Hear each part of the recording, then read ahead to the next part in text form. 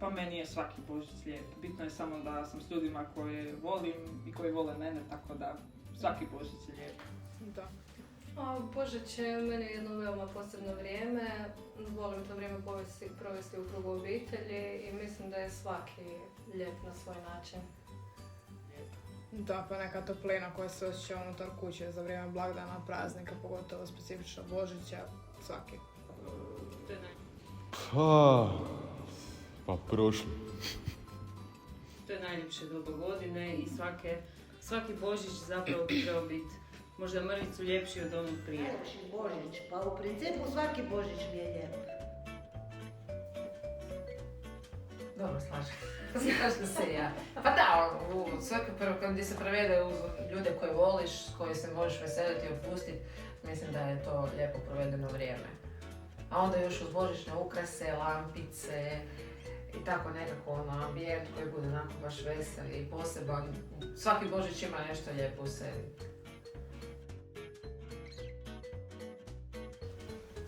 Atmosferu. Koncepti, kućice, druženje i tako. Lampice, vještavilo, dobrota svih ljudi i veselje. Najdraži dio adventa, pa ako ćemo reći, vezan je čisto pred Božić, na Badnju večer.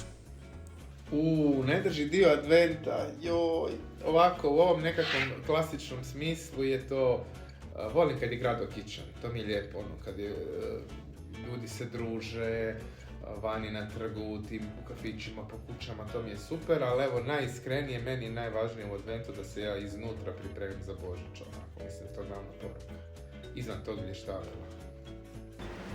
Fritule. Fritule. Fritule. Vafli. Sve je lijepo, ne znam.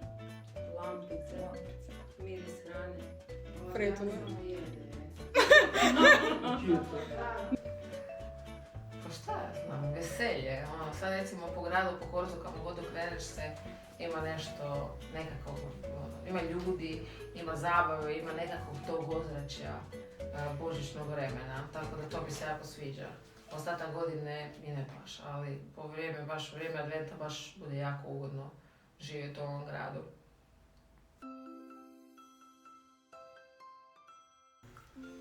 Crvene. Možda čak i zlatne. Crvene. Crvene. Crvene. Crvene. Pa imam zlatnu i crvenu mješanicu. Crvene. Miješane su kuglice, znači i zlatno i crveno. Crveno zlatno. I crveno zlatno. I srebrne. I ljubičaste. I roze. Podjednako.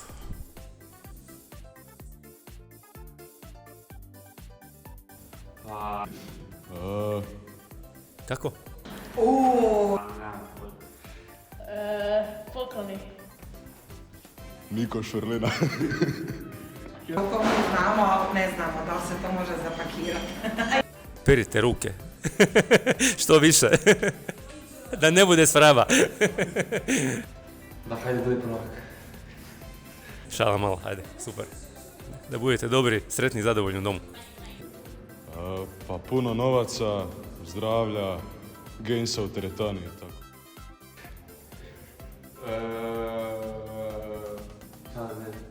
Želim da budem zdrava, sretna i da mi cijelo obitelj bude sretna i zdrava. Da, sve je dobro došlo, sve. Bilo što. Ne znam, ja bih volio dronom. Dron?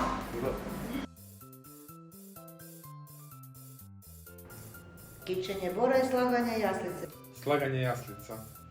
Znači imam jedno i drugo, imam i bor, imam i jaslice ispod bora. Kićenje bora. Kićenje bora. Kićenje bora. Kićenje bora. Kićenje bora. Da budeš to kičastije. Slaganje jaslica. Bacat sve žive ukrase, bez reda, Sve bez šarene, bez reda. koordinacije boja i oblika i tako dalje. Korahnjača, makovnjača, Ledri. bijela pita, kiflice s pekmezom. Keksići s džumbirom. I jedno i drugo. I medenjaci, orehnjača. Medenjaci. Medenjaci. Medenjaci isto. Orahnjač. Medenjaci. Ja sam inače gurman, volim sve jesti, tako da sva pitanja vezana za hranu, baš nema hrane koje ne volim baš previše, tako da eto, gurman sam pa svima ću da, što se toga tiče, nema nekakvih posebnih želja, bitno da je na stolu. Pečeno meso. Purica. Bakalar. Nijedno ni drugo. Francuska salata. Pa pečenka normalno. Bakalar. Bakalar. Pečeno meso. Na Badnjak se jede bakalar, a onda se na Božić jede purica. Badnjak je riblji, da. Božić je konkretni.